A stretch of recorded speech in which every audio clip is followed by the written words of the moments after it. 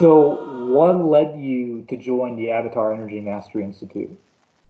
So I joined AMI back in 2016 summer, Mm-hmm. and before that, I was uh, very good at following my own intuition and Mm-hmm. analyzing the messages through synchronicities.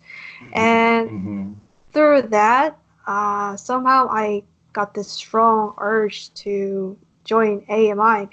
And I was actually watching Michael's YouTube channel time to time, Mm-hmm. and I first watched his hydrokinesis video, I think in Mm-hmm. 20, 2011. That was way Oh, back before. 2011. Yeah, Oh, that was way very back. long ago. So you were 2011. aware of Michael Monk for many years prior to joining AMI then? Yeah, I was. A friend of mine showed me some few telekinesis videos, and that led Mm, to Michael's video. And okay. maybe it was in 2012. I don't exactly remember. But Okay.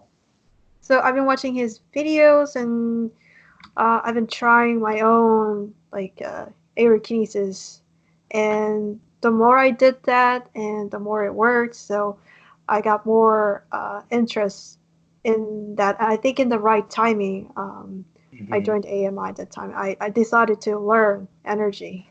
What was your first motive when you joined AMI? Like what captivated you the most of all the things that Michael was showing? Well, um, prior to that, what I just talked about, the synchronicities and the inner messages to join Mm-hmm. AMI. I just felt this strong inner voice inside of me saying that you must join AMI. Mm. That was for me personally. So it wasn't really me trying to join AMI. I was very interested in all this like weather bending, that kind of stuff too. Mm-hmm. But Mm-hmm. it felt like my higher self was pushing me into that direction.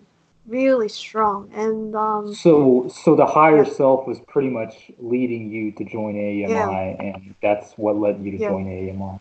Okay, okay, yeah. cool, cool. So what would you say is the biggest thing that you gain from AMI, like in terms of lessons? It could really be anything, lessons, or it could be abilities, understandings, like, what did you Uh-huh. gain the most out of AMI, would you But say? most of all, I didn't know about um, feeling energy sensitivities, that kind of stuff, Mm-hmm, and you could mm-hmm, just do it. You could develop the energy sensitivity with simple mm-hmm, exercises. So mm-hmm, that really helped me to become better healer and also mm-hmm, just some energy practitioner in mm-hmm, general. So mm-hmm.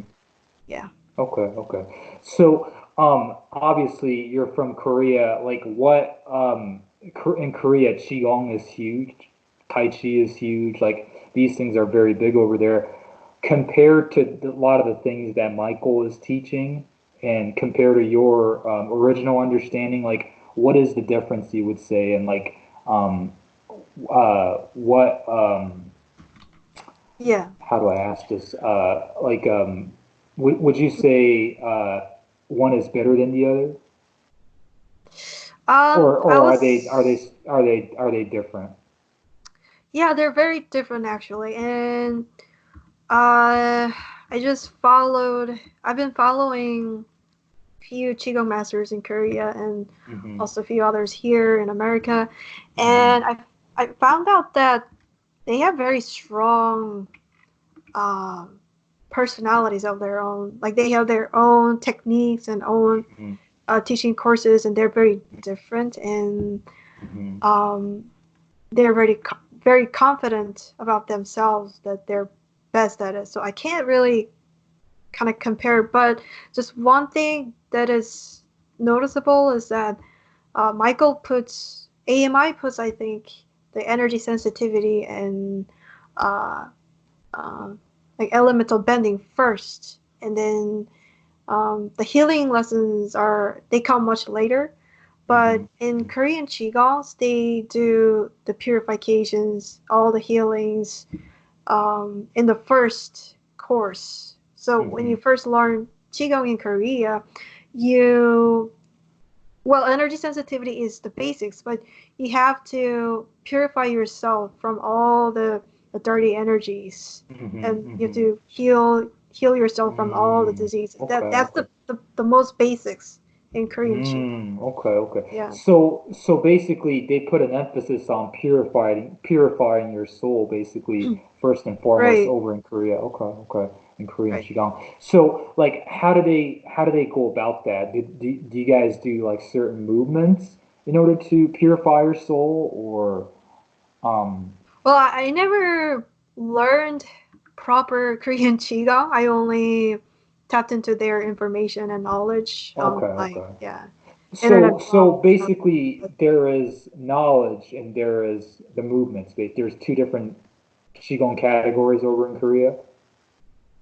I don't really know. But I think there are the movements. There are like Tai Chi type of movements, but um, I don't really know about it. I don't know the depth of it, but I think they do have the movements. Okay, Yeah. okay. But you didn't really look into the movements too much. Like you kind of Yeah, not looked really. looked into the knowledge more than the movements of the qigong No. that qigong offers. Okay, okay, cool, interesting. Because it's so fascinating to me because I personally, when I think of qigong, I don't think in terms of purification and things like that. I think in terms of strictly movements and stuff, because I do qigong.